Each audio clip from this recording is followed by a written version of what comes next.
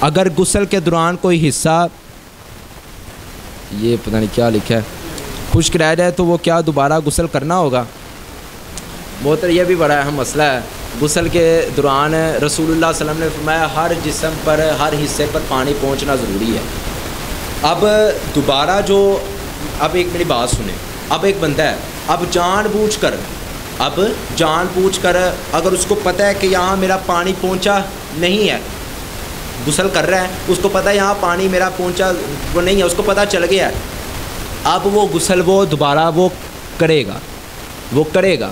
اب ایک بندہ ہے، اس نے سارے کپڑے پہن لیے ہیں، یعنی سب کچھ پہن لیے ہیں، یعنی اس کو شک ہے، یعنی شک کے اندر ہے، یار پتہ نہیں، شک میں ہوں میں، پتہ نہیں وہاں حصے پر غسل کا پانی پہنچا تھا یا نہیں پہنچا تھا، تو علماء کہتے ہیں وہ ویسے نماز پڑھ لے، اس کی نماز ہو جائے گی، اس کو دوبارہ غسل کرنے کی ضرورت نہیں ہے۔ اگر وہ شخص ہے ابھی غسل وہ کر رہا ہے، غسل کرتے وقت اس کو پتہ چل گیا ہے کہ یہ حصہ میرا خشک رہ گیا، تو وہ غسل دوبارہ کر لے یا اسی حصے کو دھو لے، یہ بھی ملتا ہے۔ یہ بھی ضروری نہیں ہے کہ شروع سے غسل کرے، ضروری یہ ہے کہ جو حصہ خشک رہ جائے اس کو دھو لے۔ اگر ایک بندہ ہے شک کے اندر رہ گیا،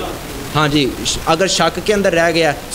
سارے کپڑے پہن لیے ہیں، اب پتہ لگتا ہے یار پتہ نہیں وہاں حصے پر پانی پہنچا تھا یا نہیں پہنچا تھا، تو اللہ ذوالجلال اس کے یہ کفایت کر جائے گا، تو وہ ویسے نماز پڑھ لے تو اس میں کوئی حرج محسوس نہیں ہے۔